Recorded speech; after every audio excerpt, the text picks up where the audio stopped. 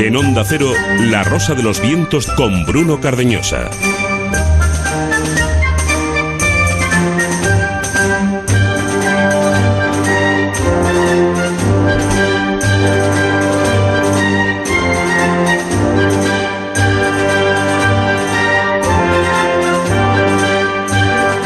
Continuamos en La Rosa de los Vientos, continuamos hoy hasta las 4:30 de la madrugada.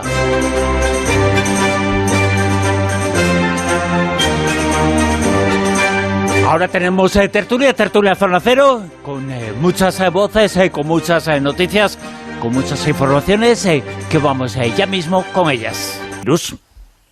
Sí, bueno, esto es una noticia que ha salido también estos días, que bueno, está previsto que la NASA durante el verano mande un nuevo rover diseñado esta vez para recorrer la superficie de Marte y extraer una serie de muestras. Además, dentro de este rover hay parte también de tecnología española y bueno, lo que se trata es, como digo, de recolectar este tipo de material para localizar de una manera absolutamente certera si hay vida o restos de vida en Marte o no. Claro, esto supone que esas muestras van a tener que analizarse aquí luego en la Tierra. Entonces ya ha habido un antiguo científico que al escuchar, un antiguo científico de la NASA, que al hablar de esta previsión, de este asunto que, como digo, va a ocurrir en unas poquitas semanas, pues ya ha avisado de que este tipo de muestras van a tener que ser puestas en cuarentena y tratadas aquí en la Tierra, igual que si se tratara del virus del ébola, por lo menos hasta que se demuestre que estas muestras son seguras.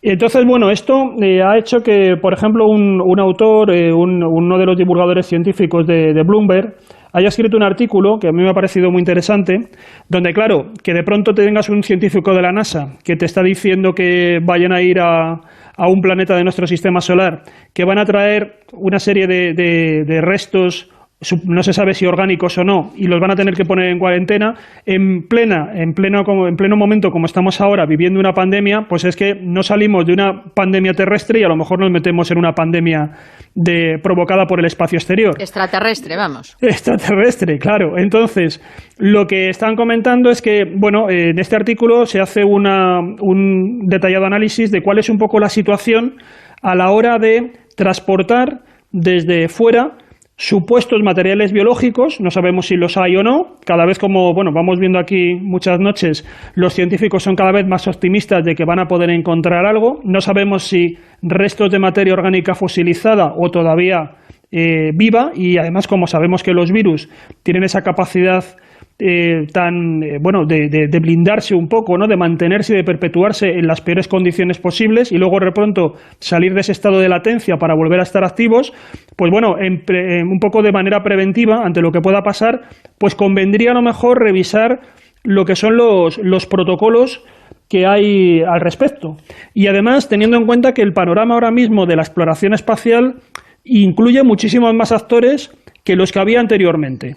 Entonces, ahora ya no solamente estamos hablando de agencias gubernamentales de diferentes países, que ya no solamente es la antigua, digamos, Unión Soviética, ya no solamente Rusia, sino que también está, por supuesto, Estados Unidos, pero ahora hay más, ¿no? Tenemos ya iniciativas, pues ya lo sabemos, de Israel, de Japón, de China, de la India, y a esto además tenemos que sumar la iniciativa privada.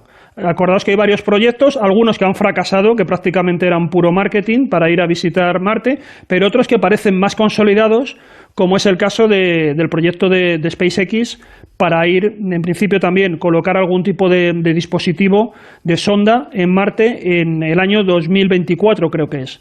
Entonces, bueno, convendría, por lo tanto, revisar las directrices que hay de seguridad y, sobre todo, aclararlas para proteger mejor a la Tierra, dependiendo un poco de esta situación, ¿no?, de estos sondeos que se van a realizar ahora mismo en Marte.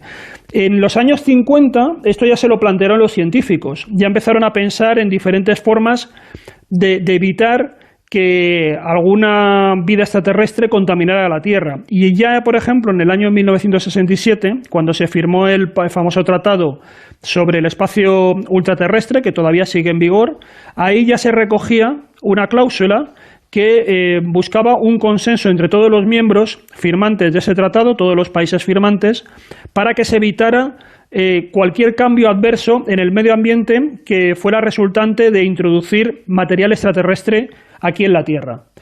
Los propios astronautas del Apolo 11, cuando regresaron de la Luna en 1969, tuvieron que estar encerrados en una cámara de descontaminación durante 3 semanas. Un poco también por si habían transportado algún tipo de microorganismo. Y luego ya en los años siguientes se creó un comité de investigaciones espaciales que tiene una dimensión mundial, donde se elaboraron protocolos no vinculantes, es decir, de momento son como recomendaciones para los diferentes tipos de misiones espaciales, y donde se hablaba de que había que tener cuidado con y con introducir también determinados especímenes, determinados restos de material no terrestre. Ahora mismo también la propia NASA tiene una oficina de protección planetaria que busca también de que todos esos protocolos que fueron sugeridos por el Comité de Investigación Espacial y luego también por algunas otras entidades, pues se cumplan. Pero claro, esto que en principio se cumple con la NASA, ya ha habido algunas voces críticas. En concreto, en el año 2018, la Academia Nacional de Ciencias de Estados Unidos, al revisar esos protocolos, se encontró con que había algunos aspectos que no estaban demasiado bien regulados. Hablaba, por ejemplo, de que no quedaba muy claro qué pasaba, que sí, que a lo mejor traían las muestras, pero luego, ¿cómo podías distribuir de una manera segura esas muestras cuando se entregaban a los científicos? Parece que esto todavía no estaba muy bien pautado en esas normas. Y hay una cuestión también añadida, y esto sí que yo creo que es más grave, ¿no? Y es que, como os decía, están las empresas privadas que se dedican ahora también a la exploración espacial. Bueno, pues resulta que no hay ninguna jurisdicción de ninguna agencia federal que tenga capacidad ahora mismo para autorizar o supervisar ese tipo de misiones. ¿Y qué se hace con las muestras que puedan traer estas misiones privadas de exploración espacial? A mí personalmente, perdona Juanjo, me parece un tema... Yo creo que cada uno tiene sus ideas, sus posicionamientos, por supuesto, pero yo creo que una de las lecciones que todos hemos sacado de lo que está ocurriendo en el mundo, de lo que ha ocurrido, es la necesidad de lo público, la necesidad de, conseguir que sea lo máximo, porque es lo que nos va a salvar. Y la NASA, no. Los científicos, los presupuestos, la exploración, la búsqueda de algo fuera. Las últimas naves no nos hemos enterado porque evidentemente estamos mirando a otra cosa, pero las nuevas naves son privadas. Se están estrellando un poco, ¿no? Bueno, o sea, tanto investigar las estrellas les han dado la cara, ¿no? El tema sería, evidentemente, yo creo que cuando tú empiezas a introducir más actores en un tema, por ejemplo, como este de investigación, pues hay más posibilidades de que se hagan más descubrimientos, porque además genera un dinamismo que de hecho ha beneficiado ahora mismo a las misiones de la NASA. La NASA también llevaba una larga época languideciendo porque se le iba recortando el presupuesto, y lo que ha venido un poco a dinamizar y a estimular las investigaciones de la NASA ha sido las iniciativas privadas, ¿no? Que algunas pueden ser más o menos de visionarios o de utópicos, pero hay otras que se han convertido en verdadera realidad. O sea, ahí están, por ejemplo, el proyecto SpaceX, al margen de que haya tenido determinados fracasos, también tiene una línea como bastante robusta, que hasta el punto de que la última misión que ocurrió hace unos días era una misión, la primera misión privada tripulada, y se ha lanzado desde un cohete privado, ¿no? O sea que eso también es un avance. La NASA dependía en gran medida también de lanzar muchos de sus satélites, se tenía que ir a territorio ruso, tenían que lanzarlo desde cohetes Soyuz. O sea que el recorte de presupuesto de la NASA ha sido brutal, ¿no? Y entonces esto, como digo, de pronto mete una situación de competencia y, como digo, dinamiza. Entonces, la cuestión también sería que, a lo mejor, más que hacerlo todo gestionado desde lo público, que por lo menos haya una normativa pública que afecte también a los intereses privados, ¿no? En este artículo se sugieren algunas ideas que a mí me han parecido muy interesantes, y comenta, por ejemplo, que la NASA debería reevaluar sus medidas de protección planetaria, como decimos, para tratar de cubrir esos vacíos, esas lagunas que hay ahora mismo en los protocolos que maneja de introducir restos de materia extraterrestre en nuestro planeta. Dice también que habría que crearse un foro internacional para actualizar este tipo de políticas, Y luego un aspecto que me ha parecido también muy interesante, porque mientras están cambiando estos requisitos de seguridad para que afecten a las empresas privadas, que eso requiere la acción del Congreso de los Estados Unidos, porque se supone generar una ley, una normativa que ahora mismo no existe, sí que la NASA puede condicionar a estas empresas privadas para que solamente asigne contratos. Sabéis que la mayoría de la NASA lo que hace es que, digamos que riega con presupuestos federales proyectos privados. O sea, lo que hace es asignar a empresas privadas o a instituciones universitarias, lo que sea, o institutos tecnológicos, asignas proyectos. Pero claro, eso se tiene que aprobar desde la NASA. Entonces, tú puedes meter una cláusula en esos contratos para obligarles que, digamos que asuman el cumplimiento de estas normas de protección que estamos comentando aquí, y si no, yo no te doy el contrato. Entonces, una manera ya de que también forzarles a que tengan que acogerse a esta normativa, a estos protocolos de seguridad, ¿no?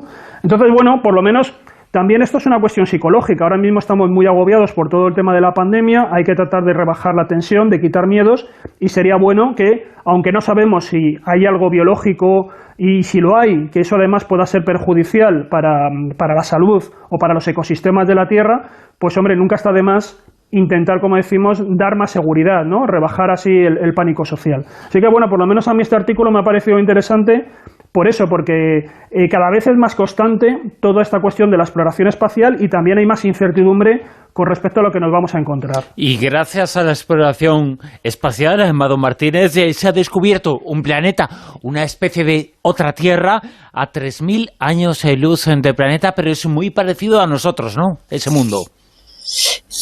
Pues sí, es un mundo para irse de vacaciones, la verdad, porque imagínate... El viaje es largo, ¿eh? El viaje es largo, 3.000 años luz. Bah. Yo creo que eso no es nada, te pones un iPod y ya a está. mí me lo van a música. decir, ¡hala, hombre! Pero la cuestión es que si nos ponemos a soñar y a imaginar, bueno, pues un planeta como el nuestro, que estuviera en un sistema solar, tuviera un sol, una estrella, como la nuestra, a la misma distancia, más o menos el mismo tamaño. Claro, tú haces cuentas, los astrónomos hacen cuentas, que además lo han descubierto con mucha fascinación, y dicen, madre mía, si son iguales, es una réplica del Sol y una réplica de la Tierra, están ahí, tiene que tener las condiciones ideales, tiene que tener las condiciones de temperatura, de todo, de atmósfera, para la vida, para la vida. Y eso es lo fascinante de esta noticia, que se ha descubierto pues un espejo de nuestra Tierra y nuestro Sol por ahí a 3.000 años luz. La estrella Kepler 160 y un nuevo candidato a planeta, que es el que acaban de descubrir, que es el que orbita ahí en su órbita, que además tiene un año bastante parecido al nuestro, como 378 días, el nuestro es de 365. Y esa es la noticia, que podría permitir la temperatura de la superficie planetaria que conduzca a la vida. Yo creo que, bien, las distancias son astronómicas, ya lo dice la palabra. Nunca mejor dicho, claro. Sí, sí. Nunca mejor dicho, pero la fantasía que se abre, el sueño que se abre, la fascinación de los astrónomos cuando miran ahí al cielo, lanzan esas misiones espaciales, esos telescopios que no dejan de fotografiar, intentar saber qué es lo que hay ahí al otro lado de nuestros vecinos en el universo, en definitiva, ¿no? Y que algún día, bueno, pues hemos ido desarrollando tecnología con la que hemos ido pudiendo ver cosas y hacer fotografías de algunos planetas en nuestro sistema solar, incluso mandar robots que en el pasado ni habríamos soñado, ¿no? Es que era una cosa como, increíble. ¿Por qué no el Homo sapiens el día de mañana no va a poder desarrollar una tecnología? ¿O quién nos dice que no vamos a lanzar pues una misión, una sonda espacial que dentro de unas décadas llegará a echar un vistazo por ahí, por lo menos a asomarse, ¿no? Y ver si realmente tenemos un planeta vecino por ahí. Fíjate que hace cosa de 20, 25 años hablábamos del descubrimiento, el primer descubrimiento de un planeta parecido a la Tierra fuera del sistema solar, luego el segundo, luego el 10º, van por casi 4.000, ¿no? Sí, pero cada vez más parecidos. Claro, porque cada vez hay más descubrimientos, pues lógicamente cada vez hay más parecidos, cada vez hay más dobles de la Tierra, ¿no?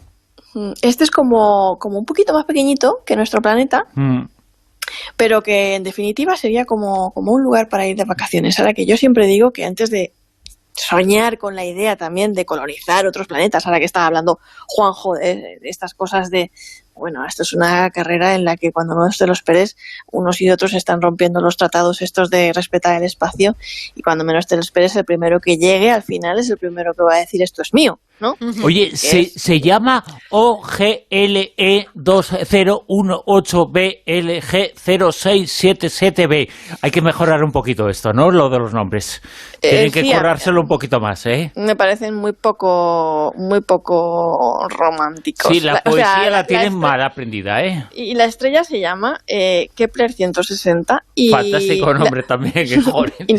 Bueno, voy a decir Kepler. Sí, claro. Y la tierrecita, COI 456.04. Vale, joder. Muy científico. No sé, bueno, los nombres se los podían currar un poquito más, bautizando por ahí en honor de algo que no sea... Claro, antiguamente, mira, los planetas era todo, pues eso, los dioses romanos y esas cosas, pero ahora nada, venga. ¿Verdad? Cuando nos decían, mira, ahí está el cinturón de Orión, mira, claro, no sé qué, y te contaban la mitología griega y tal, y era como una cosa muy romántica aprenderte las constelaciones, pero con esto... Claro, se te quitan las ganas. Mira, hay esa estrella que ves, no es una estrella, es un planeta, se llama OGL 2018BLG6077B. Y te quedas tan ancho, jolines. Pues te han quitado mucha magia, ¿eh? Con esto de los nombres. Sí. Bueno. La tierruca.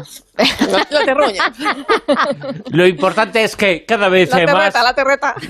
Cada vez hay más, pero hay otras tierras. El universo está lleno, la Vía Láctea está llena de otras tierras, y en alguna, que es lo que todos esperamos, en alguna puede haber algo parecido a vida inteligente, porque vida se va a descubrir, ¿no?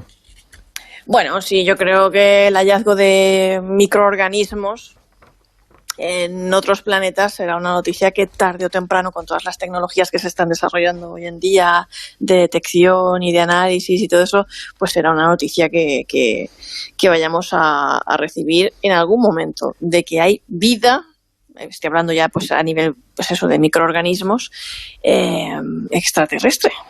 También decían que era vida microorgánica, eso lo digo yo. El tema del chupacabras, Miguel Pedrero. ¿Hay nueva noticia, nueva información sobre este tema, sobre este asunto?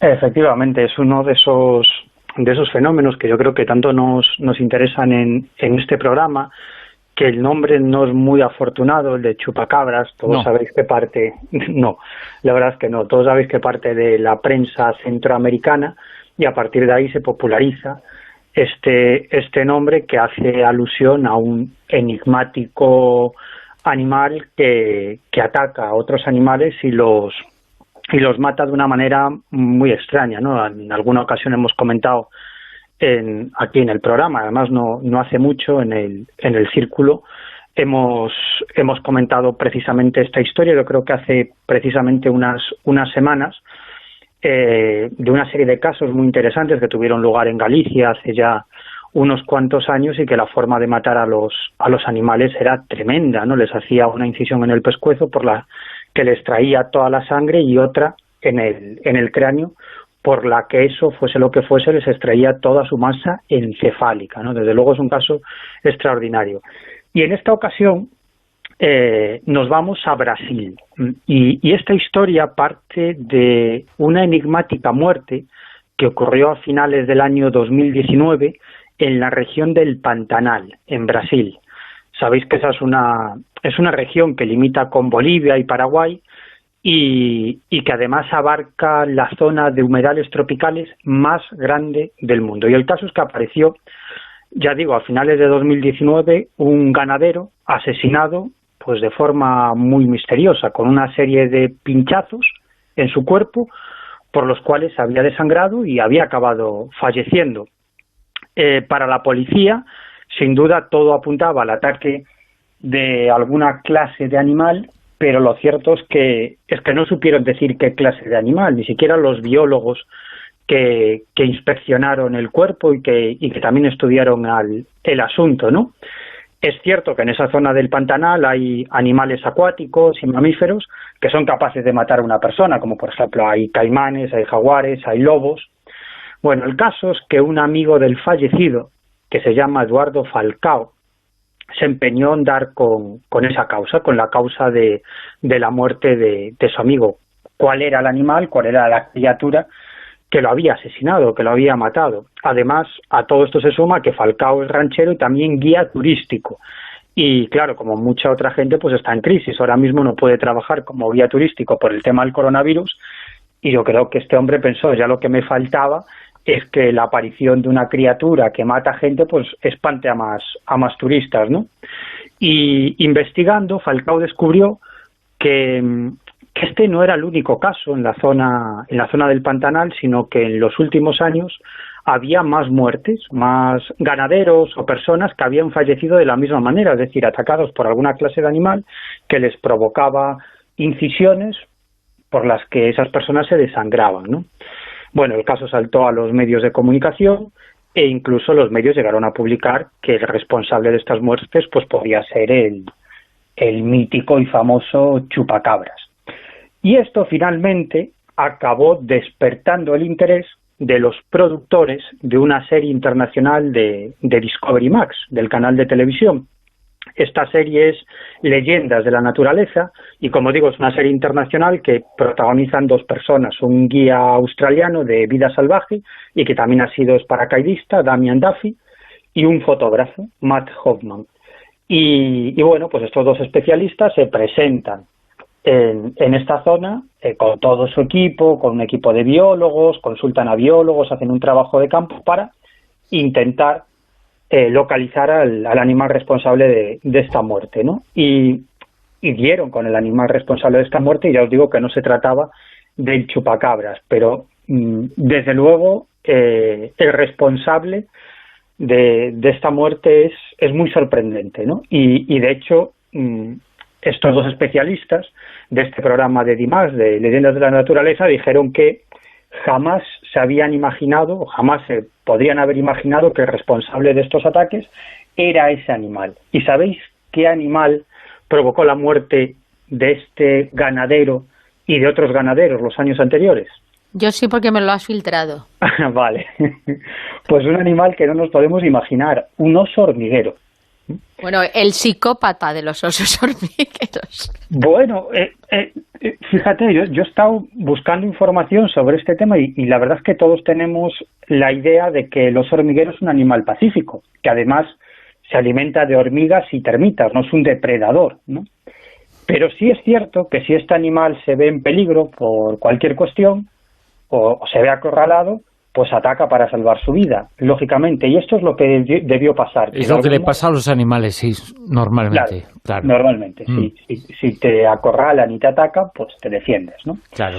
Y algunos atacan y algunos... por ejemplo, esos son los toros, por ejemplo, ¿eh? Sí.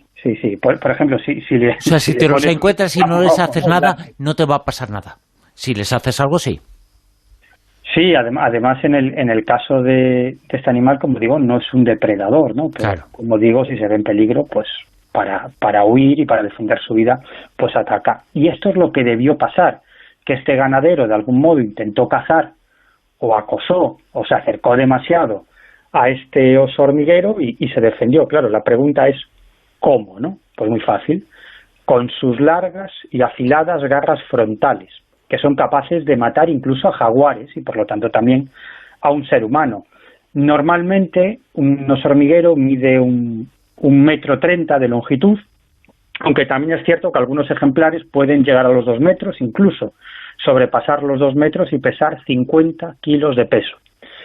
Y este no es el primer caso, porque entre los años 2010 y 2012 dos cazadores fueron asesinados en Brasil por osos hormigueros gigantes de más de 2 metros que fueron acorralados para ser cazados y, oye, se defendieron y acabaron con alguno de estos cazadores. Y en el año 2007, otro oso hormiguero mató a un cuidador del zoológico Florencio Varela, en Buenos Aires, en Argentina. O sea que, bueno, tenemos esa imagen idílica de los osos hormigueros pero cuidado, que no dejan de ser osos y tienen garras muy afiladas y peligrosas. Sí, algunos se piensan que son, pues claro, y se defienden. Los animales es lo que le pasa, cuando se sienten así, pues se defienden y son agresivos. No es que lo sean, es que no es que otro remedio que hacerlo, ¿no? Claro. Nos olvidamos muchas veces de eso, de esa visión, ¿no? Claro, es que los animales tienen que serlo, ¿no? Los animales son seres vivos. Claro, evidentemente. Como cualquiera de nosotros. Y para defender su vida hacen lo que sea, lógicamente. Claro, como cualquiera de nosotros, si nos viéramos en esa situación, es evidente. Y luego también, obviamente, hay animales que matan a otros animales o que incluso pueden matar a seres humanos porque son depredadores y necesitan alimentarse. O se esconden, como la luna, en este caso un eclipse lunar, el primero de este tiempo, claro. Bueno, espérate, porque aquí hay mucha luna que contar. Resulta que la verdad es que llevamos un añito que le dicen que el 2020 como que ha empezado muy intenso, ¿no? Y es que va a haber muchos eclipses lunares. El primero fue el 10 de enero y como además dicen que este tipo de señales, ¿no?, en el cielo, que siempre están relacionadas con posibles acontecimientos, pues la verdad es que hemos empezado y vamos a seguir. Entonces, pues bueno, lo que tenemos ahora mismo que hemos estado viviendo, pues ya lo sabemos, la crisis sanitaria, la crisis económica, la Guerra Fría que ya llevábamos arrastrando de años atrás de Estados Unidos y China, toda la historia que ha habido terrible de los enfrentamientos por el asunto del ataque de americano, de George Floyd. Bueno, el asunto es que está siendo un año muy intenso y va a haber muchos eclipses. Incluso dicen que hasta 7 eclipses, que es un número pues bastante grande para un año solo. Por lo visto, desde España solamente se van a poder ver 4 más o menos. Lo primero que hubo fue una conjunción planetaria para empezar el añito. El primer eclipse, como digo, fue el 10 de enero. El segundo ha sido ahora, el 5 de junio, o sea, el viernes. Solamente se pudo ver desde las Islas Baleares. Pero el siguiente va a ser el 21 de junio. Y este va a ser entre la Luna y el Sol. Lo llaman el eclipse solar. Y dicen que es como un anillo de fuego. ¿Por qué? Pues porque tapa la luna al sol y se queda como esa aureola de luminosidad así muy fuerte. Y bueno, pues dicen que puede significar momentos de oportunidad y tal. Pero es que el siguiente va a ser el 30 de noviembre. Con lo cual, imaginaos qué cantidad de eclipses estamos teniendo. Entonces, pues bueno, no sé yo hasta qué punto son como señales de cosas que van a seguir sucediendo, porque los que son un poco estudiosos de la astronomía siempre relacionan, según el tipo de eclipse que se produzca, pues con ciertos pues adjetivos, que si tradición y seguridad, que si oportunidad, que si acontecimientos varios, pero lo cierto es que, pues bueno, siempre desde nuestros tiempos ancestrales, estas señales en el cielo iban acompañadas de ciertas cosas que iban a acontecer. Entonces, lo que dicen es que esas señales que vemos no es que sean en el momento y en esos días cuando sucede, sino que es como son pequeños avisos que a lo largo del año seguirán sucediendo. Entonces no vamos a parar. Esperemos que las próximas cosas que vayan a suceder sean buenas y no todas malas como las que hemos tenido. Afortunadamente la ciencia ha progresado y ahora podemos saber, no sabemos lo que va a ocurrir en el año 9844. Pero sabemos si va a ocurrir un eclipse. Claro, claro. Pero tú fíjate, en este año, todos los que se han producido, de momento el último, el 30 de noviembre. Sí, pero no son repetinos, son programados. No, claro, es algo que sucede, pero que es un poquito complicado, que siempre en el mismo año, porque hay varios que son de la Luna con la Tierra y hay otros que van a ser de la Luna con el Sol. Y luego un pequeño apunte, y es que resulta que han descubierto que hay una relación entre un eclipse medieval, una erupción volcánica y unos sulfatos que hay en hielos polares. ¿Por qué? Pues porque estos sulfatos estaban en una zona de Groenlandia, en los hielos de Groenlandia y en los hielos de la Antártida. en unas zonas muy dispares y distanciadas unas de otras, pero de las mismas características. Y entonces, pues la verdad es que se están un poco los científicos rompiendo la cabeza que cómo podía haber sucedido esto. Y ellos apuntaban a que todo era debido a una erupción volcánica que la relacionaban supuestamente con el volcán Hekla en Islandia. Pero claro, eso podía dar respuesta a los sulfatos que se encontraban en Groenlandia, pero no a los sulfatos que se encontraban en la Antártida. Y bueno, pues estudiando un poco qué podría ser, resulta que también los eclipses lunares a veces son un poco como una especie de avisador de lo que ha podido suceder. ¿Por qué decimos esto? Porque cuando hay una erupción volcánica, esa luna roja que muchas veces se puede ver, pues se convierte en luna negra.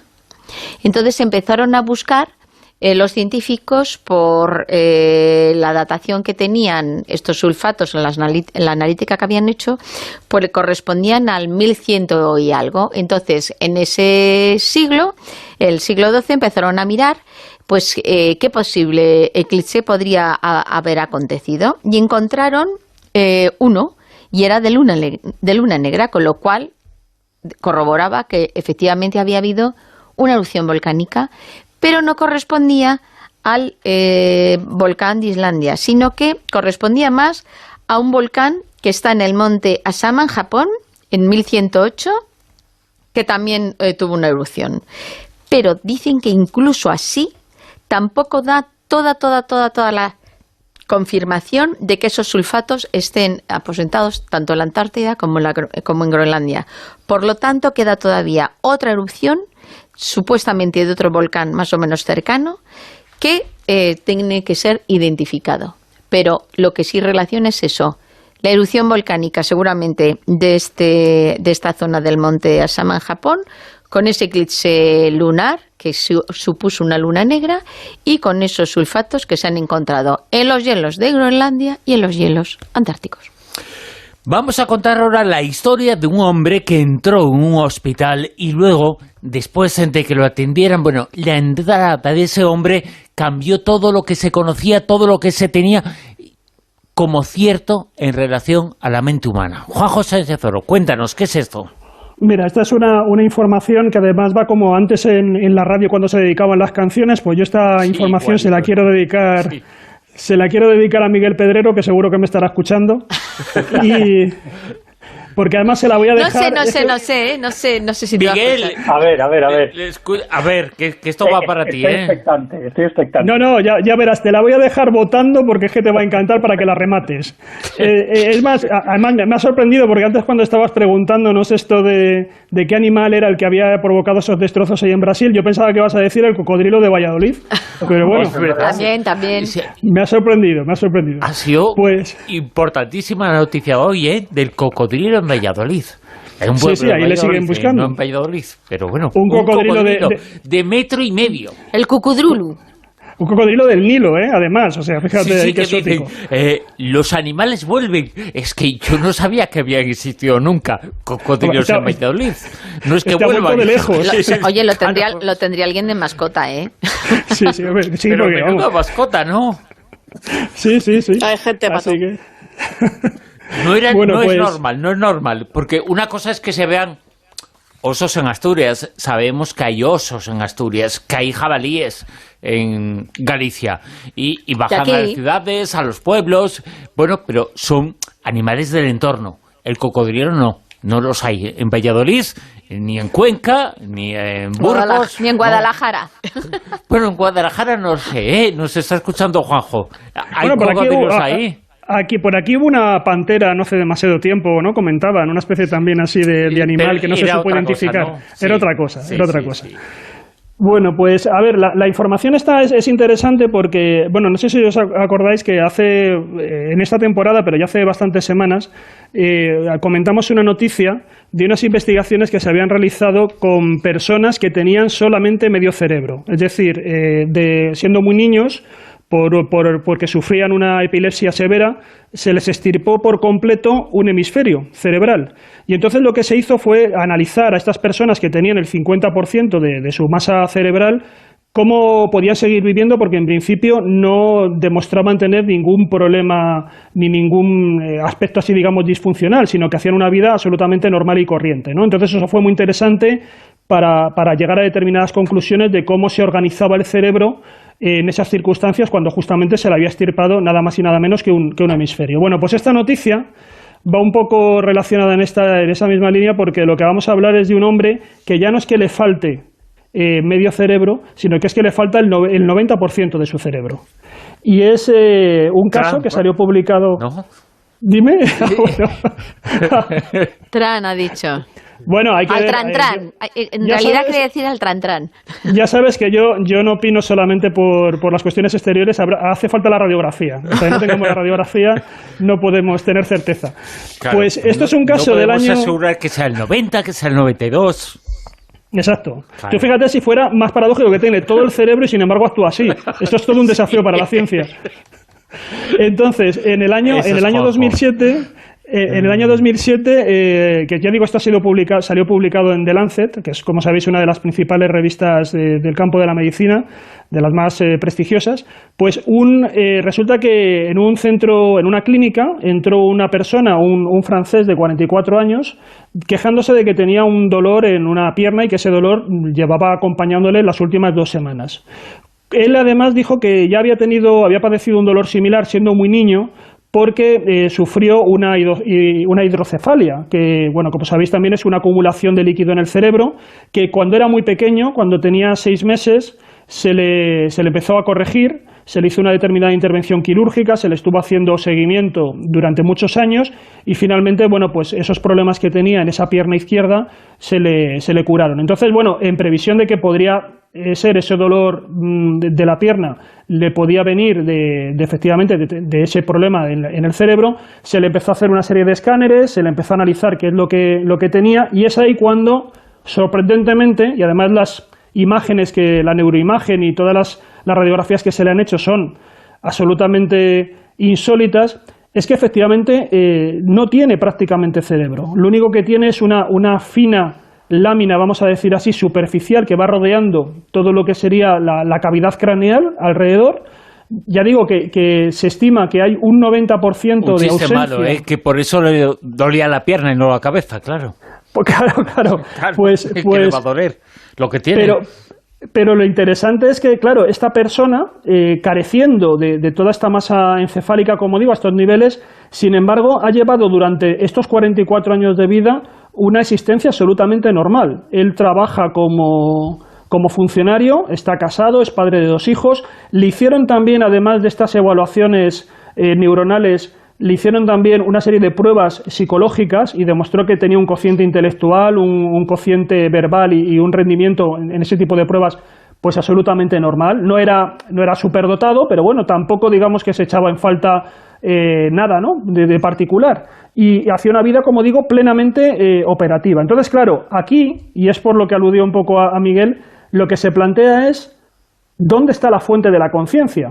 Y es un poco lo que ha dado mucho que pensar a los científicos que han analizado este caso. Para aquellos, por ejemplo, a Miguel le gusta mucho el tema, ¿no?, y analiza mucho la cuestión de la conciencia no local, de si realmente la conciencia no es una emergencia, no es algo que surja de las funciones neuronales, sino que tiene una existencia deslocalizada fuera del cerebro. Y entonces aquí, por lo menos, estaríamos en un caso de una persona que tiene una conciencia completa a partir de muy poquita masa encefálica, estamos hablando de un 10%. Como digo, esto además contradice o por lo menos cuestiona determinados estudios que hablan de que la conciencia depende de la estructura del cerebro y estaría fundamentalmente asentada en determinados lugares. Y hay 2 lugares con los que se ha trabajado dentro del cerebro como, vamos a decir así un poco, los sitios donde se asentaría en mayor medida la conciencia del ser humano.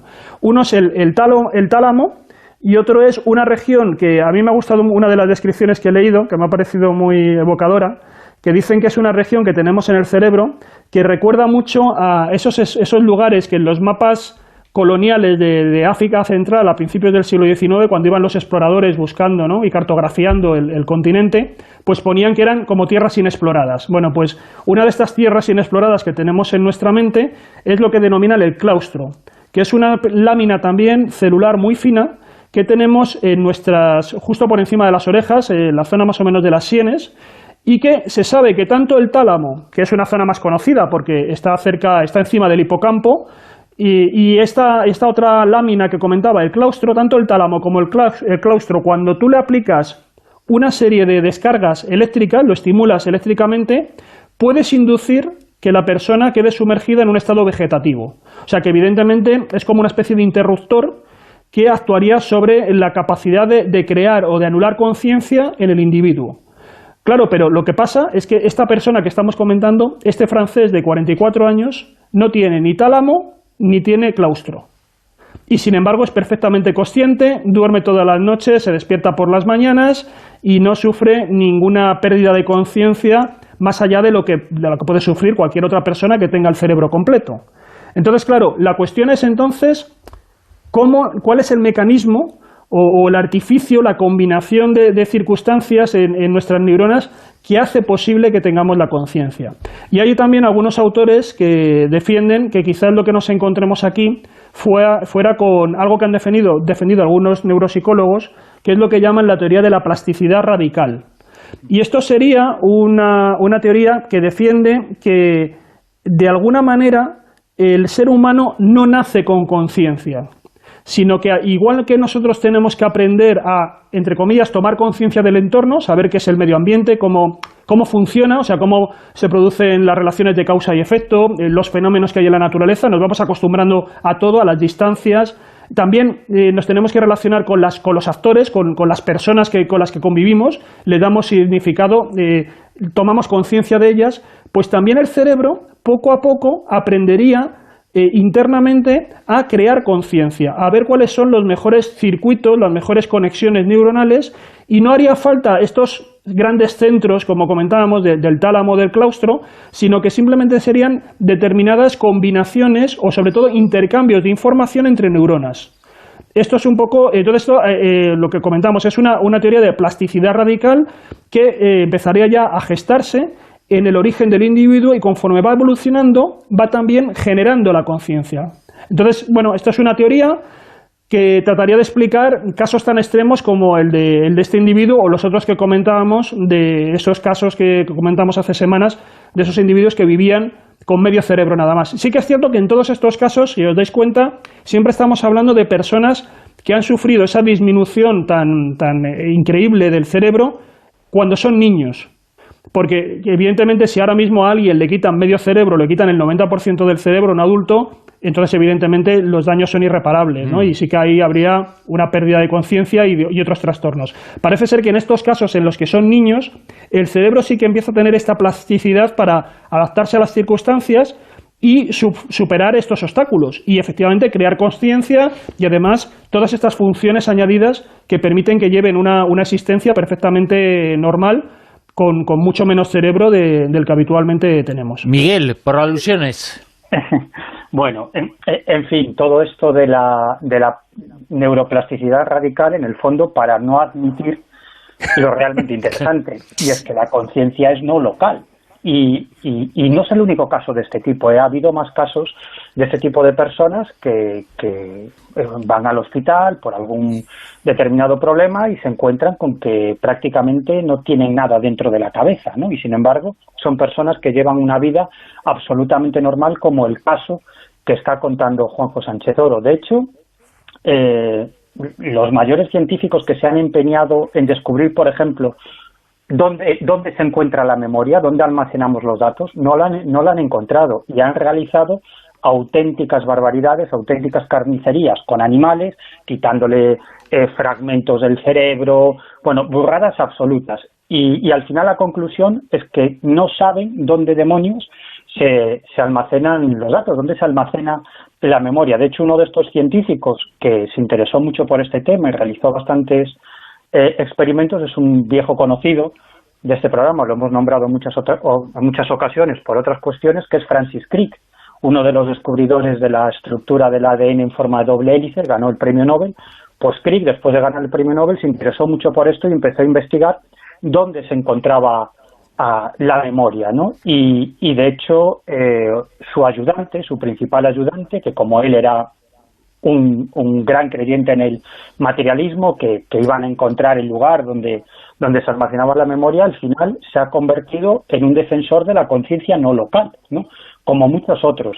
Y además no hace falta irnos a este tipo de casos. Fijaros, si la conciencia es un subproducto del cerebro, que eso es lo que defiende, digamos, la ciencia, entre comillas, ortodoxa, aunque ahora cada vez hay más científicos de primer nivel que están convencidos de que la conciencia es no local, pero eso es otra cuestión.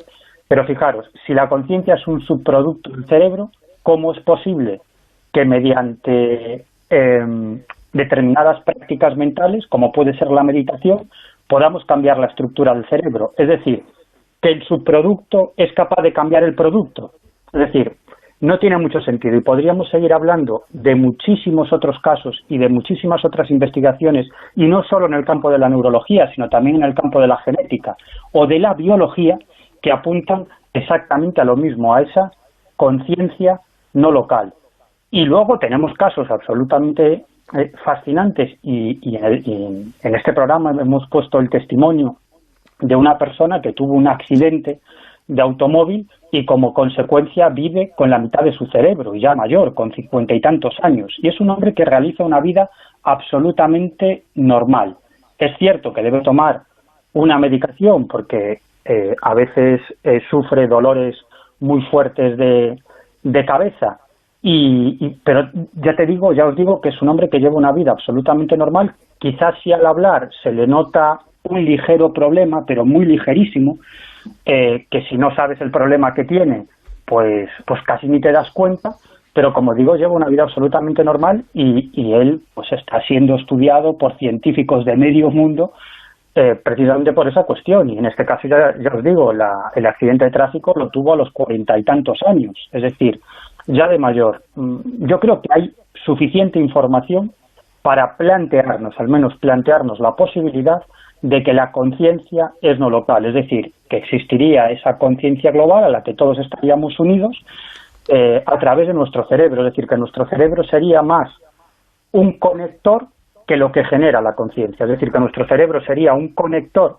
con esa conciencia global y conciencia no local. Lo que pasa es que como somos seres individuales con un solo cerebro y con una estructura física unitaria, nos creemos que somos entidades individuales, pero en el fondo seríamos mucho menos individuales de lo que nos creemos. En realidad, todos, de alguna manera, estaríamos conectados con esa conciencia global y nuestro cerebro actuaría a modo de conector, y a partir de ahí, pues actuarían o funcionarían toda una serie de resortes biológicos, genéticos, experienciales.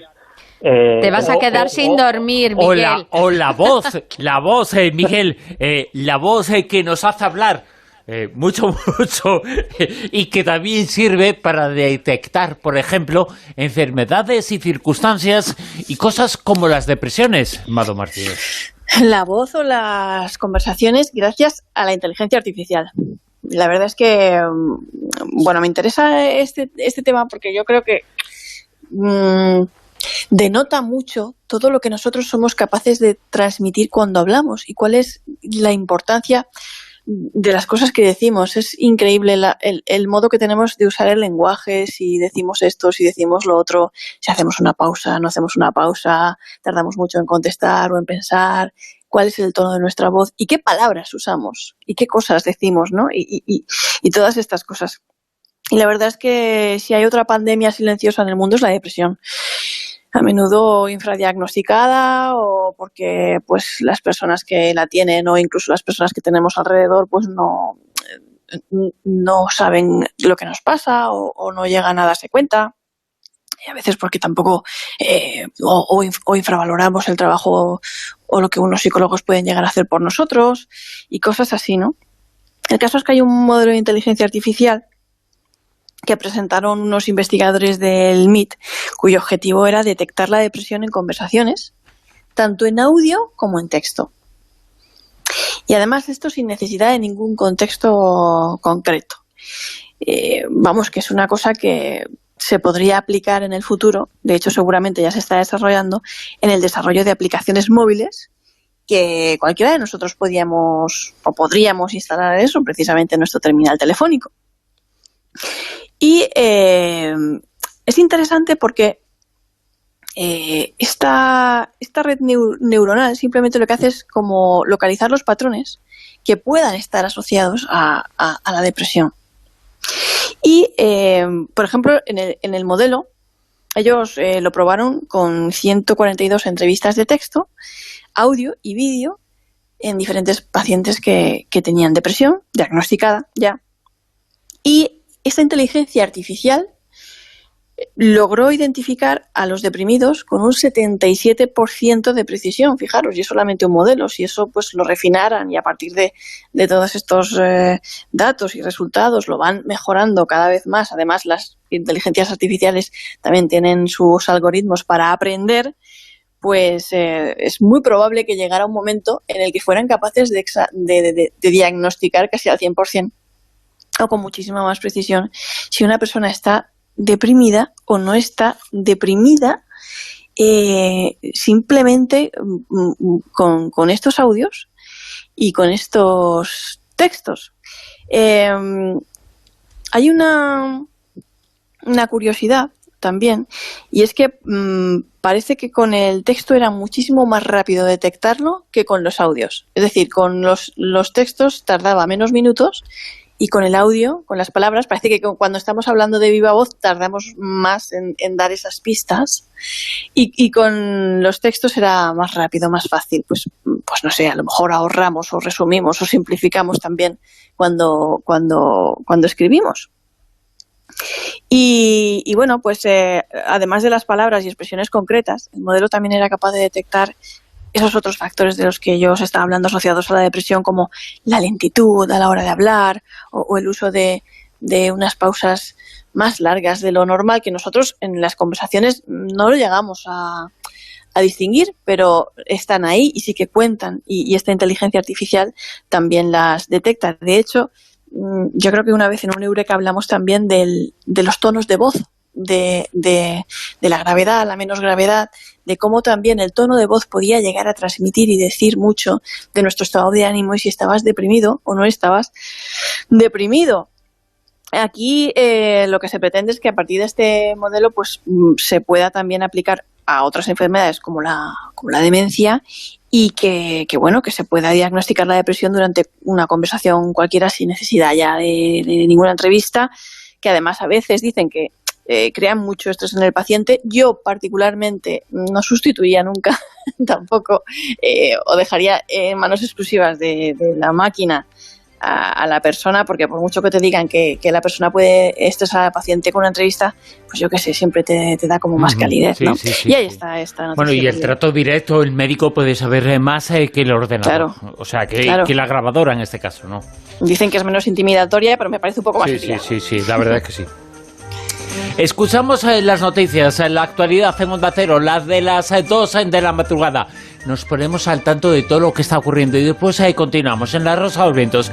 Quedan muchas cosas por delante, queda tertulia, quedan noticias, quedan informaciones, queda tiempo para hablar también de física cuántica, la física de las partículas pequeñas, la física de lo pequeño. Vamos a hablar de física cuántica, teleportación, estar en dos sitios a la vez, que de verdad, que de mentira. Hoy lo vamos a conocer aquí en La Rosa de los Vientos. Os vamos a contar informaciones sobre este asunto. Un programa especial, como siempre, como todos los domingos. Hoy estamos hasta las 4:30 de la madrugada.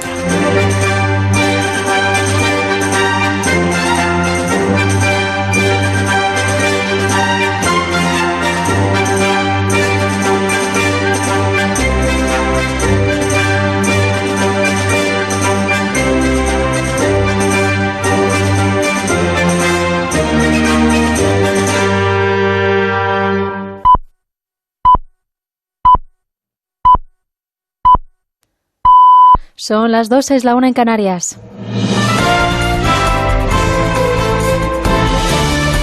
Noticias en Onda Cero. Buenas noches. Comenzamos con las cifras oficiales. El Ministerio de Sanidad ha comunicado este domingo que en las últimas horas una sola persona ha fallecido en nuestro país por coronavirus, lo que asciende a 72 los decesos registrados en la última semana. Nos amplía la información Carlos León.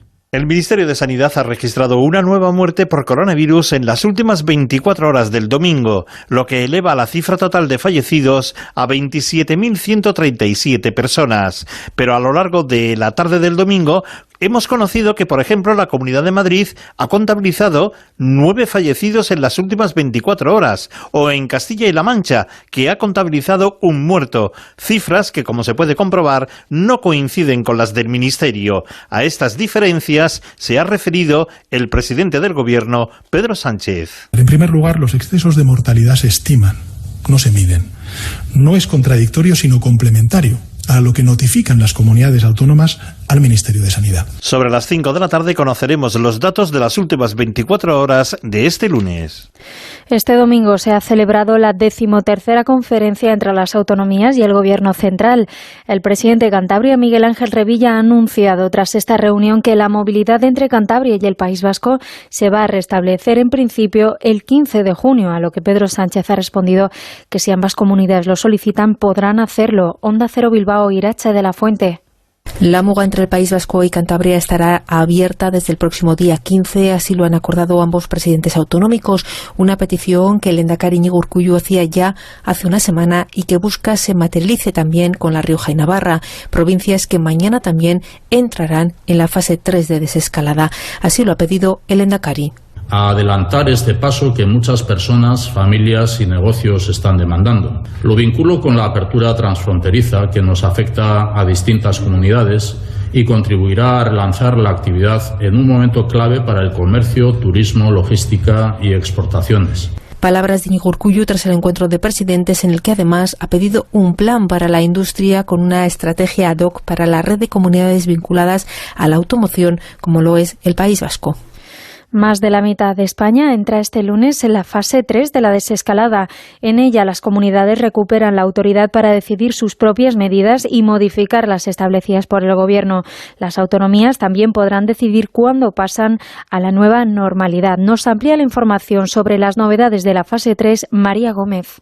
Se acaban todas las franjas horarias, las reuniones serán de hasta 20 personas, los centros comerciales abren con un 50% de aforo. Además, los velatorios podrán celebrarse con un máximo de 50 personas si son al aire libre y de 25 si se celebran en espacios cerrados. También se puede realizar campamentos o turismo de naturaleza. Además, en esta fase 3 ahora serán las propias comunidades las que manejen el ritmo de la desescalada y camino a esa nueva normalidad podrán solicitar al Gobierno la libre circulación entre sus provincias. Recordamos que esa movilidad entre provincias de la misma autonomía era algo que no podían hacer en la anterior fase 2. Y este domingo se han escuchado gritos como estos.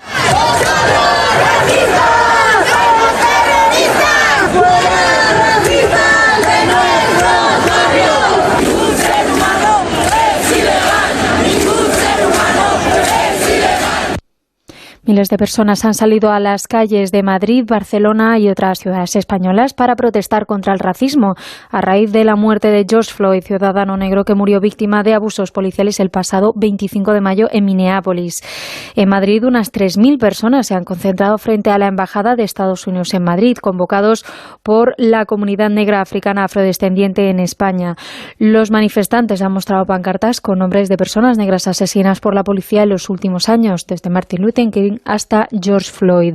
El Ministerio de Sanidad, Salvador Illa, ha mostrado su profundo respeto por la reivindicación a través de las protestas en la calle, pero ha pedido sobre todo responsabilidad a los manifestantes porque el coronavirus sigue ahí.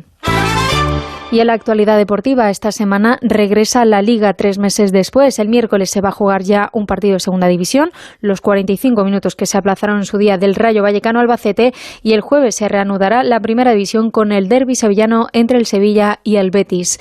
Eso ha sido todo. Más información a las 3, las 2 en Canarias. Síguenos por internet en ondacero.es.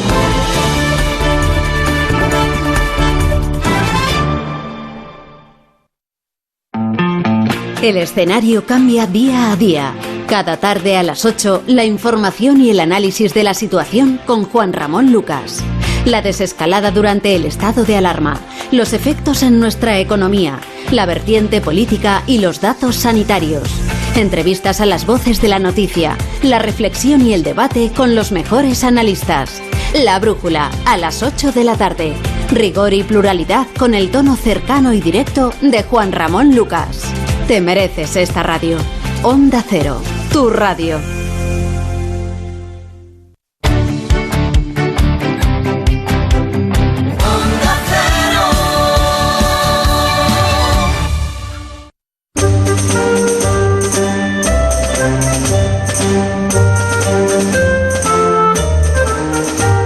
En Onda Cero, La Rosa de los Vientos con Bruno Cardeñosa.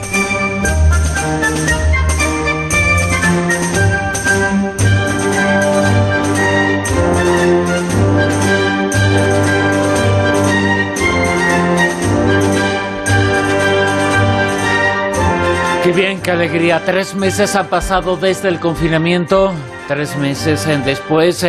Hemos escuchado ahora en las noticias, media España va a entrar en fase 3 en la desescalada, la otra media está en fase 2, está entrando en fase 2, el lunes entra en fase 2. Fase 2 o fase 3 en toda España, ¿ya? En toda la península, claro, ya está, no es mañana porque tendemos a hablar así de...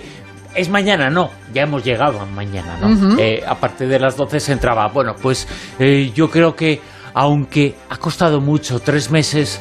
Pues, pero ya se está viendo luz al final del túnel y eso es lo que queremos y deseamos todos, que todo esto lo vamos a recordar, pero que comience a remontarse y que no volvamos atrás, en ningún momento, que nos sigamos comportando como lo que hemos hecho hasta ahora. Ha sido durísimo, pero lo de ahora se va a ver menos, pero va a ser tan importante como lo que ha ocurrido en el pasado. Continuamos en La Rosa de los Vientos, continuamos en la tertulia, más informaciones. Ruinas mayas. Bueno, la verdad es que la tecnología nos está dando unas sorpresas realmente fantásticas. Bueno, yo creo que más de uno ha estado paseando por una zona que os vamos a explicar ahora. Se llama Aguada Fénix, en Tabasco, en México. Y bueno, pues es una zona así de arena, rodeada de naturaleza, muy bonita y todo fenomenal. Pero lo que nadie se imaginaba ni sospechaba es que bajo esa zona, que estaba totalmente cubierta, hubiese una estructura, pero no una estructura pequeñita, no, sino que es una estructura enorme, una superficie que dicen que tiene unos 563.000 metros cuadrados. Eso es, vamos, una cosa tremenda. ¿Y cómo puede estar eso oculto? Bueno, pues es que además no es que esté oculto, es que encima esa estructura pertenece al pueblo maya. Y según han estado ya investigando, pues resulta que es algo que estuvo allí desde el año 950 a.C. ¿Cómo han conseguido averiguar que esta estructura estaba bajo tierra y han dado con ella? Pues nada más y nada menos que gracias a la tecnología LIDAR, que es un método de detención con láser y bueno, pues que crea un mapa en 3 dimensiones. Y bueno, quien está encantado con este descubrimiento es Takeshi Inomata, que es un investigador de la Escuela de Antropología de la Universidad de Arizona, de Estados Unidos, y que ha publicado un reciente estudio de este tema en Nature el pasado miércoles. Y bueno, pues la verdad es que se dan un montón de descripciones de esto. Están excavando ahora mismo esta estructura. Y ahora comentaremos pues varias cosas que han llegado a conclusiones con esta investigación. Bueno, se supone que este conjunto que han descubierto pues se construyó entre los años 1800 a.C. y que era de unos de 10 a 15 metros de alto y del cual salen 9 calzadas. Bueno, una de las cosas que se han revelado es que la creencia que se tenía era que la civilización maya pues que era pues eso, muy itinerante, que además los asentamientos se habían dado ya cuando muchos años atrás, y con esto lo que se ha revelado es que los asentamientos comenzaron mucho antes, que encima, en vez de tener aldeas pequeñas, como era lo que se creía, lo que han descubierto con esto es que es a partir de una estructura muy, muy, muy, muy grande, pues ya se hacen estos radiales, estas calzadas, y entonces se hacen ya grupos chiquititos. ¿Qué es lo que podría haber motivado que se quedaran en un asentamiento tan grande? Pues los cultivos. Y sobre todo el cultivo de maíz. Eso es lo que revela, según estos estudiosos, estos investigadores, que pues eso, dando como objetivo este asentamiento.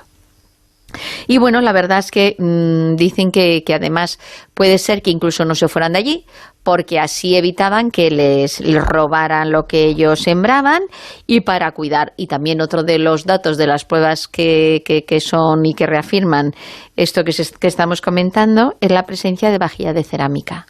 Eso quiere decir que ya es un pueblo muy asentado en la zona, que además pues no era que estuvieran un ratito y luego se fueran a otro lugar, no, sino que vivían allí durante bastante tiempo. ¿Cuál es la duda que tienen ahora y que quieren descubrir? Pues es quiénes eran más o menos la gente que poblaba esa zona y cómo vivían. Una de las pruebas que también han sacado, según han estado estudiando toda esta estructura, es que por lo visto pues que no había mucha diferencia social.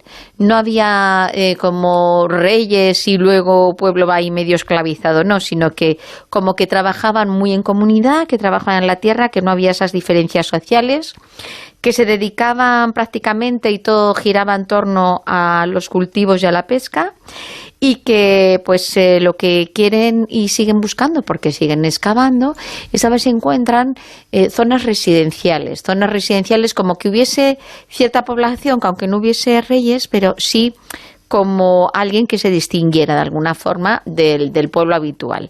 ¿Y por qué quieren saber esto? Pues porque eso les daría pie a información realmente y fidedigna de qué estructura un poquito social tendrían. Con lo cual pues van a seguir excavando, pero es que además con esta tecnología que estamos comentando láser, han descubierto un asentamiento similar en la costa sur de Guatemala, que dice que tiene también marcas de artefactos muy similar a lo que la estructura está tan enorme que han descubierto, y que son de la misma fecha, y que además vincularía no solamente al pueblo maya, sino que vincularía al pueblo maya con los olmecas. Así que, pues bueno, pues vamos a ver si encuentran esas zonas residenciales, vamos a ver qué tipo de información les dan más para poder confirmar y dar con más definición cómo vivían los mayas. Pero desde luego habrá que ir andando con cuidado por donde pasea uno, porque debajo puede haber unas estructuras ahí que descubran alucinantes. Por dónde caminamos. Lo cierto es que los mayas tardamos en conocer muchas cosas sobre ellos porque estaban asentados en zonas muy selváticas, muy difíciles de acceder.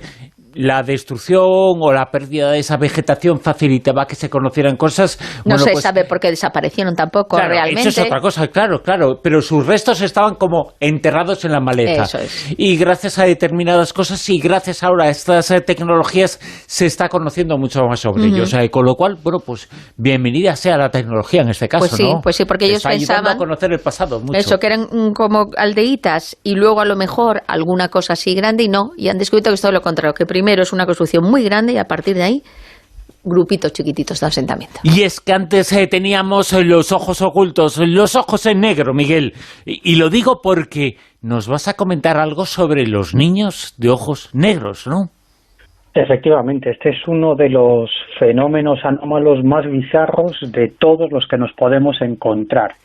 Y además sé que es un tema que a Amado le interesa muchísimo, porque sé que lo ha investigado y que en su momento publicó en Año Cero un magnífico artículo sobre este asunto, que, como digo, es muy anómalo, muy extraño, muy exótico, muy bizarro. ¿Y en qué consiste este fenómeno? Pues básicamente en la aparición de uno o varios niños, siempre suelen ser niños, de aspecto un tanto fantasmal, con la tez pálida, con expresión inexpresiva, y sobre todo su característica fundamental, unos ojos completamente negros de una oscuridad profunda. Y en general se presentan ante los testigos y y piden cosas banales, hablan y piden cosas banales, por ejemplo, piden un vaso de agua o si los pueden llevar a un determinado sitio, y es un fenómeno sobre el que muchos investigadores han incidido en los últimos años, recopilando bastantes testimonios. Y uno de esos investigadores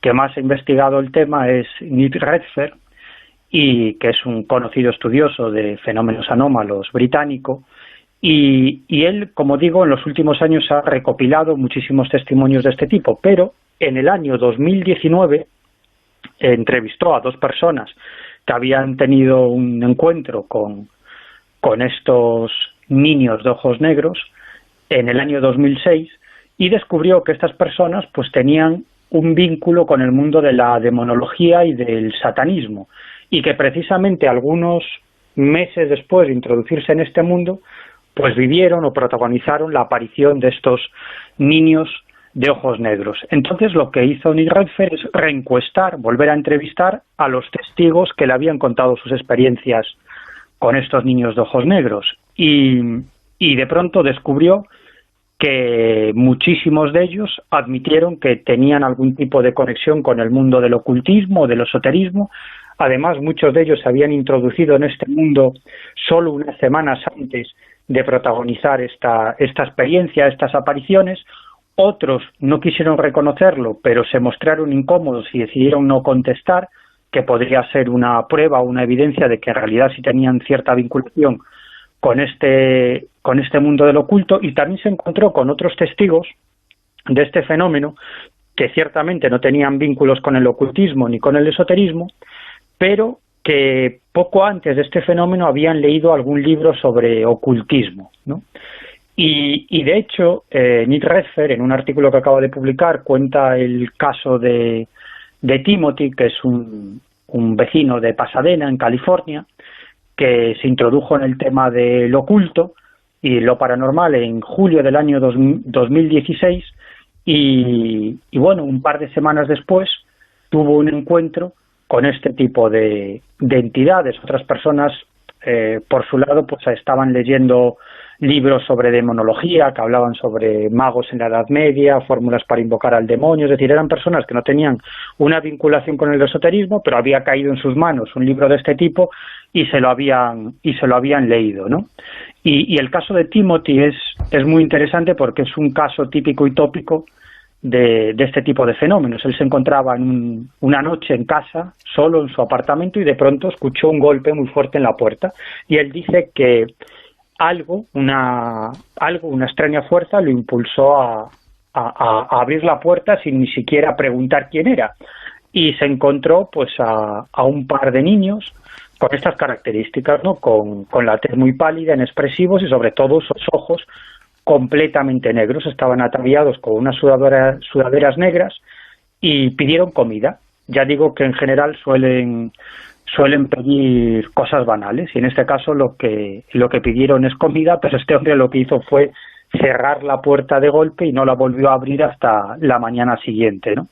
El caso, en resumen, es que Nick Redfern pues estudió o reencuestó a 17 personas que le habían contado este tipo de experiencias, y descubrió eso, que tenían algún tipo de vinculación mayor o menor con el mundo del ocultismo o del esoterismo. Bueno, entonces estarán preguntando, vale, ¿esto qué quiere decir? Bueno, pues la explicación sencilla es que estas personas, pues inducidos por sus lecturas, pues habían imaginado este tipo de experiencia, pero yo pienso que la explicación no es tan sencilla, fundamentalmente por una cuestión, y es que este es un fenómeno, como digo, tan extraño, tan exótico, tan bizarro, que solamente en los últimos años en el mundo anglosajón se han publicado informaciones sobre el tema, incluso algún libro y artículos, pero de todos modos, por el común de los mortales, sigue siendo un tema muy, muy desconocido. Y ya si nos vamos a hace 10 o 15 años atrás, pues era un fenómeno absolutamente desconocido, y muchos de estos casos que recopiló Nick Redfern pues ocurrieron hace, pues como os digo, 10, 15 o 20 años, ¿no? Es decir, que en realidad es muy complicado que una persona se invente una historia de este tipo, ¿no? Sino que, bueno, este investigador, como muchos otros, lo que se encuentra son con individuos que relatan este tipo de experiencias y que no conocen a otro testigo de este tipo de casos ni conocen el fenómeno, ¿no? Yo creo que esto es algo mucho más complejo y en realidad este tipo de fenómenos, desde mi punto de vista, todo este tipo de fenómenos anómalos, me da igual que si es la aparición de estos niños de ojos negros, como si son apariciones de seres extraños o de la Santa Compañía, tienen mucho que ver con nosotros, es decir, aparentemente son encuentros casuales, pero yo no creo que sean casuales, sino que tienen mucho que ver con nuestra psicología profunda, tienen mucho que ver con nuestra conciencia, y yo estoy convencido de que no son simplemente una imaginación, sino que de algún modo estos fenómenos tienen vida y tienen propiedad fuera de la mente del testigo, ¿no? Hay otro caso que hemos comentado también en este programa en varias ocasiones, que son las apariciones del hombre del sombrero, que es un caso que yo he investigado bastante y he recopilado decenas y decenas de testimonios, y además es curioso, yo he recopilado testimonios sobre las apariciones del hombre del sombrero. Pero no nos cuentes todos, ¿eh? Cuenta algunos. No os cuento todos, pero esto sí es curioso, porque yo he recopilado algunos casos de este tipo mucho antes de ni siquiera conocer que había un fenómeno de este tipo, ¿no? Que se llamaba así, el hombre del sombrero. Pues es la aparición de un tipo que va vestido de negro, muy delgado, muy alto, rostro cadavérico, una capa negra, lleva un sombrero, y que no suele aparecerse con muy buenas intenciones y suele acosar sobre todo a mujeres. Y como os digo, yo me he encontrado con casos de este tipo incluso antes de conocer que había un fenómeno que se denominaba así, el hombre del sombrero. Me he encontrado con casos de personas que han vivido esta experiencia en los años 60, 70, 80, antes de que se conociera este fenómeno, y por supuesto en España es absolutamente desconocido. Yo creo que en este programa hemos sido de los primeros en este país en hablar del fenómeno, y sin embargo me he encontrado con muchísimos casos de personas que se encontraron con este ser o esta entidad o este fenómeno que siempre actúa de manera muy similar, acosando y generando miedo en los testigos. Bueno, como digo, fenómenos muy bizarros, muy extraños, pero ahí están los testimonios. Nos hacemos una pregunta, Juanjo, respóndela, dinos qué es lo que se está diciendo ante esta cuestión. ¿Están aumentando durante esta pandemia, durante este confinamiento, están aumentando las apariciones fantasmales? Hablamos de fantasmas de verdad, ¿eh? De los otros ya sabemos que sí. Sí, bueno, fíjate que esto es y la Ouija también, ¿no? Sí, por eso, porque es una pregunta muy oportuna, porque sí que podemos comparar con alguna situación parecida en el pasado. Uno de los momentos en los que más creció tanto el espiritismo como el uso de la Ouija fue a raíz de la Primera Guerra Mundial y de la gripe del 18. Y entonces, bueno, eso está, digamos, entre comillas, estadísticamente comprobado, porque el espiritismo incluso estaba un poco de capa caída, pero a partir de ahí hubo, por ejemplo, recuerdo por lo menos varios bestsellers que narraban la vida de determinados soldados que habían fallecido en el frente y que luego se habían puesto en contacto con sus familiares a través de sesiones mediúnicas, ¿no? Pues algunas de esas obras se tradujeron a diferentes idiomas y, como digo, fueron auténticos superventas en Europa y en Estados Unidos. Claro, ahora se están preguntando también si a raíz de la pandemia, a raíz del confinamiento, también han aumentado la sensación de que hay fantasmas en el entorno doméstico y también el uso, por ejemplo, de la Ouija. Hay, por ejemplo, esto es algo que están comentando determinados autores, sobre todo, bueno, yo lo he recogido en prensa anglosajona, y, por ejemplo, cuentan simplemente sería un caso más, ¿no?, para ilustrarlo, el caso de Emily, que es una joven de 23 años, que de pronto deja su vivienda en Londres, su habitación habitual donde reside en Londres, y se va a vivir con el resto de su familia a pasar la cuarentena a una zona de una región de Inglaterra. Cuando, claro, como tiene que estar encerrada allí en esa casa, pues lo que hace es un poco rebuscar en sus enseres más antiguos, más viejos, más polvorientos, y busca juegos de mesa. Y ahí es cuando recupera una antigua Ouija que tenía ahí, que ya perfectamente había olvidado, y con sus hermanos, bueno, pues en un momento dado se ponen a jugar a la Ouija. En el proceso en el cual están haciendo la típica invocación, preguntando a ver si hay algún espíritu cercano que conecte con ellos, en el proceso en el que están realizando la Ouija, esta empieza a deletrear la palabra pétalo, que es justamente el apodo que recibía Emily de su abuela, que había sido, bueno, pues que recientemente había fallecido. A partir de esta experiencia que tiene, ella en principio no había demostrado ningún interés especial en el tema de la Ouija, ni bueno, pues no era ni escéptica ni dejaba de serlo, sino digamos que bueno, no tenía hacia lo paranormal, no demostraba ninguna simpatía particular. Bueno, pues lo que va a hacer es que durante el tiempo también de confinamiento va a introducirse en un grupo de Facebook que se dedica precisamente a eso, se llama así, Tablas Ouija y todo lo que es paranormal. Entonces, hay diferentes investigadores de lo paranormal que han observado una especie de incremento durante estos meses de confinamiento de determinado crecimiento de estos grupos. Por ejemplo, incluso la administradora de este grupo que os estoy comentando, de este grupo de Facebook, dice que ya ha recibido docenas de preguntas cada semana de personas que quieren saber si sus casas están embrujadas, si hay alguna forma de comunicarse con sus familiares fallecidos, y también ha detectado como que hay nuevos conversos, digamos, entre comillas, a todos estos temas. Y claro, aquí a partir de esto ya surge la reflexión. No hay ningún estudio cuantitativo, os podéis imaginar exacto, pero sí que por lo menos parece que lógicamente puede ocurrir que estando encerrados en casa y encima tomando más conciencia de lo que es la muerte, porque nos toca a seres queridos, a conocidos, a familiares, todo lo que ha sido víctimas del coronavirus, pues hace que seguramente también esto haya potenciado y incrementado las experiencias con la tabla Ouija. Hay algunos autores que dicen que sobre todo esto puede estar afectando a determinados jóvenes que se están enfrentando de una manera mucho más viva con la idea de la muerte, de lo que ha sido del resto de su existencia, el resto de su vida, y ese enfrentamiento hacia la propia mortalidad, hacia el riesgo de morir, que nunca habían tenido antes, teniendo en cuenta que además estos jóvenes ya no son tan religiosos en el sentido de que no están adscritos a las religiones tradicionales, están tratando de buscar su propia identidad espiritual. Y en esa búsqueda de tratar de definirse espiritualmente es cuando empiezan también a coquetear con todo lo paranormal, y una cosa le puede llevar también a esto, ¿no? A la Ouija, o a adentrarse en todos estos temas. Dentro de esa búsqueda que, como digo, sería el sufrir una exposición que hasta este momento no habían sufrido con tanta intensidad como era la conciencia de la muerte con que se está viviendo en estos meses, ¿no?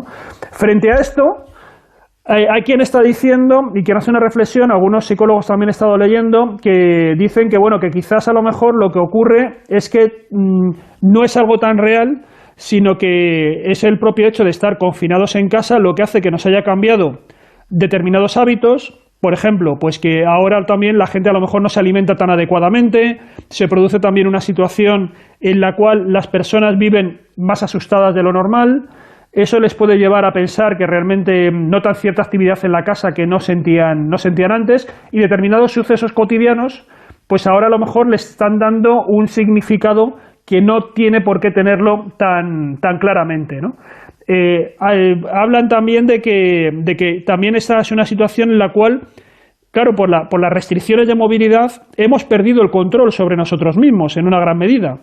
Y esto hace que, está estudiado que cuando uno pierde el control en esto, y esto ha ocurrido por ejemplo también en los campos de concentración, cómo esa pérdida, por ejemplo, del control, del autocontrol, hace que irrumpan determinados procesos psicológicos, determinado estrés psicológico, que haya determinadas percepciones de peligro, determinadas también sensaciones de que el entorno está sufriendo determinados cambios, y a partir de ahí, de esa falta un poco de estímulos externos, pues uno se centra en sí mismo y empieza a confundir, o la frontera entre el espacio interior del individuo y el mundo exterior del individuo se rompe, se cae. Esto en definitiva, Juanjo, nos está hablando de cómo en estas circunstancias lo que está cambiando es el foco de atención sobre las cosas, y al cambiar el foco de atención de fuera a adentro, pues hay errores y aciertos en las interpretaciones que se hacen, ¿no? Y justo lo que tú señalas muy bien, es decir, a veces confundimos, es más difícil distinguir la diferencia entre lo que es el universo interior del universo exterior de la persona. Y entonces, claro, en ese proceso en el que la barrera ha caído o no está tan bien definida, podemos pensar que cosas que nos están pasando dentro las atribuimos como que ocurren fuera, ¿no? Bueno, estas son explicaciones simplemente que se están dando a algo que, como digo, es una sensación. También hay otros, por ejemplo, que hablaban de que a lo mejor lo que ocurre es que también ahora mismo, ante el monopolio de los titulares de prensa que copa, lógicamente, el tema del coronavirus, y no hay muchas más actividades de información, no hay muchos más acontecimientos que narrar, también es cierto que en el mundo anglosajón determinadas páginas de determinados diarios o minutos de otros medios de comunicación se están dedicando al tema de lo paranormal. Entonces también hay una sensación como que se está hablando más de las cuestiones paranormales, igual que en el verano pues hay determinadas serpientes de verano, porque no hay otras noticias, y eso puede dar la sensación de que a lo mejor hay más gente que está teniendo experiencias paranormales. Pero como digo, es que es muy difícil de medir cuantitativamente si hay un incremento o no. Si es un problema de atención o no, que realmente, bueno, se están sucediendo cosas, ¿no? Bueno, pues hablando de estos temas, esta semana ha sido noticia la reaparición de Anonymous a raíz de lo que ha ocurrido en Estados Unidos. Ayer en el programa estuvimos hablando de algunas de las cosas que han dicho Anonymous sobre determinados asuntos. Bueno, pues también han hablado de este asunto, de estos asuntos, en relación al Área 51, a los extraterrestres. Mado Martínez, cuéntanos. Esto de Anonymous, yo ya no sé si son activistas o son la vecina del patio. Y ayer nos preguntábamos si esta reaparición de Anonymous, nunca se supo bien quiénes eran, ¿no? Pero si esta reaparición responden a ellos, si son ellos o no son ellos. Yo creo que no son ellos. La verdad es que la información que están revelando ahora mismo con todo esto que se ha montado en Estados Unidos y todo eso es como un poco más sensacionalista y un poco más amarillista. Sí. Y más Y se han tragado todos los bulos, por cierto. Y bulera, eso sí, te iba a decir. Muy bulera, muy bulera. Entonces, pues bueno, pues por ejemplo, yo no sé si tenemos algún que otro audio de lo que han dicho, pero vamos, empezamos así a desvelar. Y bueno, pues una de las cosas que han revelado es que bueno, existe una supuesta conversación de un ex empleado del Área 51 alertando sobre los alienígenas y un ataque inminente. Además, esto no es nuevo. O sea, porque un ataque inminente por parte de ellos aquí a la Tierra, ¿no? No de los alienígenas. Oye, pues a ver si se deciden, sí. Para cambiar el foco de atención también un poquito, ¿no? Inminente, pero no tan inminente, o a saber, porque este audio, que no es nuevo, además, se emitió en el programa From Coast to Coast, que es bastante famoso en Estados Unidos, en el año 1997, ¿vale? Última hora, ¿eh? Están los Anonymous. Dan exclusiva total. Que inminente, tal, pero en el audio, pues el hombre se lo veía muy nervioso, que no tenía tiempo, que estaban ahí vigilándolo, que no sé qué, que no sé Claro, cuántos. por eso ahora, como está confinado, ha dicho, voy a ver si esto se está produciendo. Claro. Y bueno, que además el hombre decía que lo que nosotros tenemos como extraterrestres en la cabeza, que no era eso, que eran seres extradimensionales, que se habían infiltrado, esto es como muy teoría de estas, en muchos aspectos del establecimiento militar, ¿sabes? Muy reptiliano, todo, muy reptiliano. De hecho, pues al conductor del programa Coast to Coast, que es pues un programa así como La Rosa de los Vientos, sí, Albert, pues le criticaron un poco que emitiera ese audio, pero que en realidad pues Bell no tiene nada ahí que decir, porque él siempre ha calificado su programa pues como centrado precisamente en eso, en temas paranormales, pero de entretenimiento absoluto.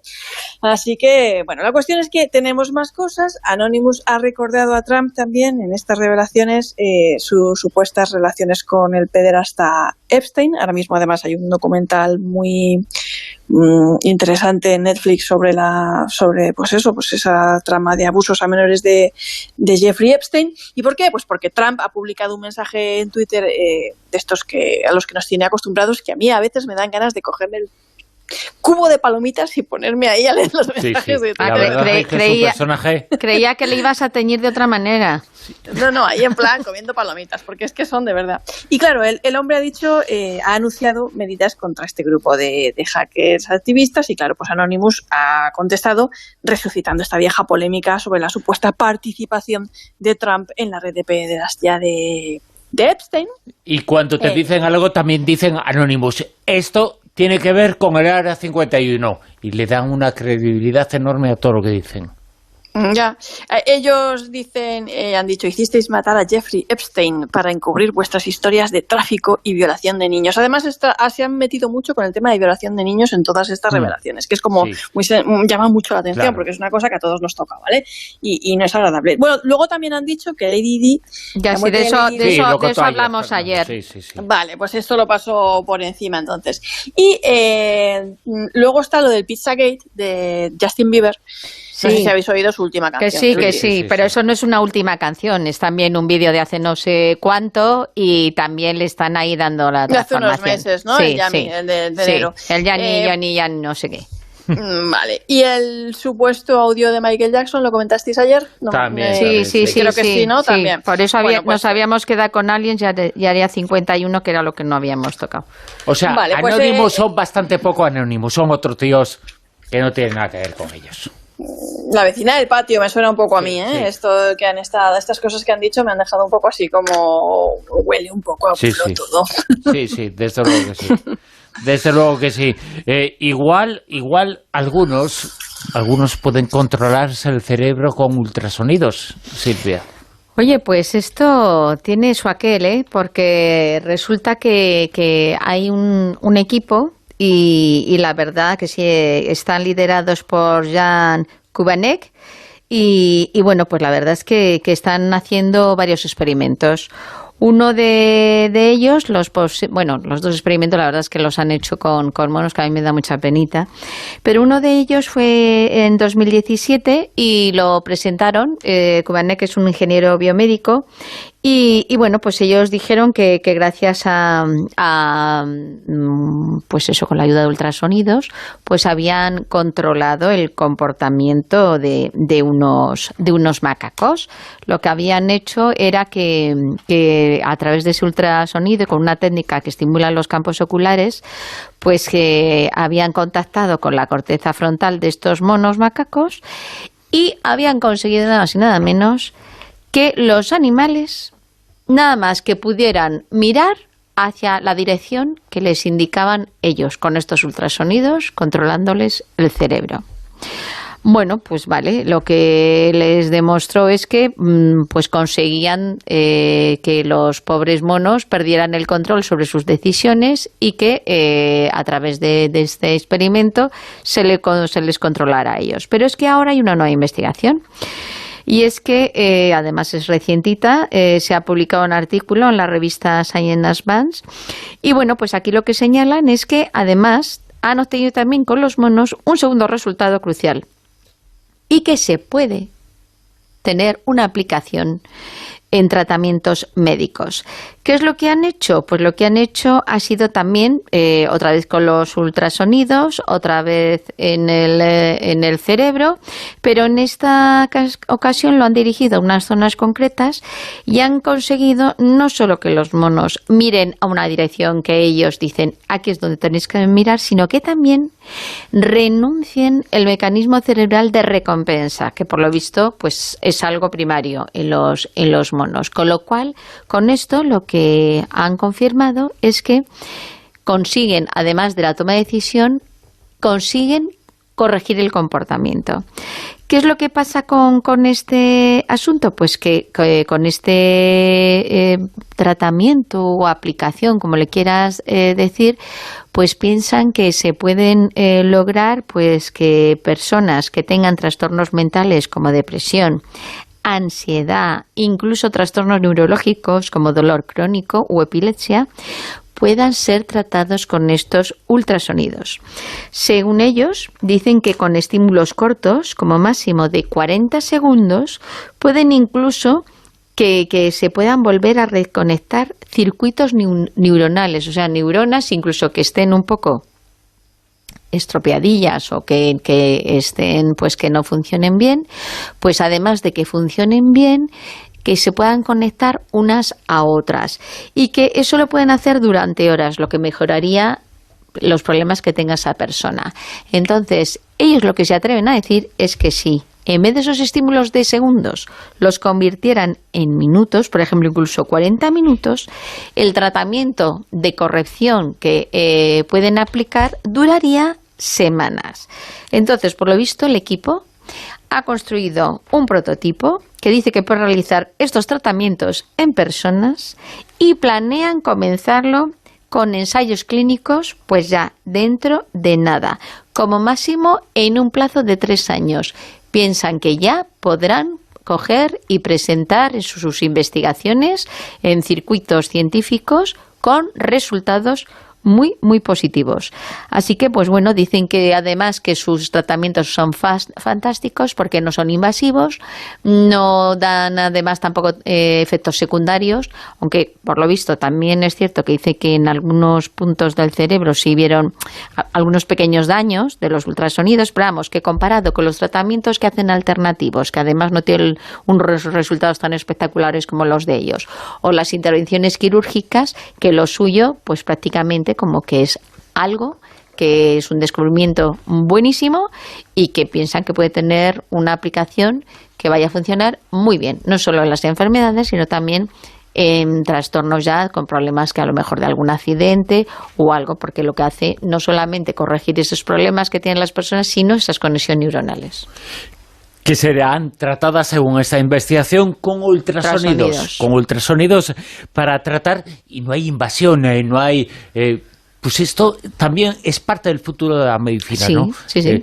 Porque es este asunto en el cerebro, pero también se está investigando en otros asuntos. Claro, me imagino que tendrán que hacer aplicación diferentes de cantidad y de según en qué zonas.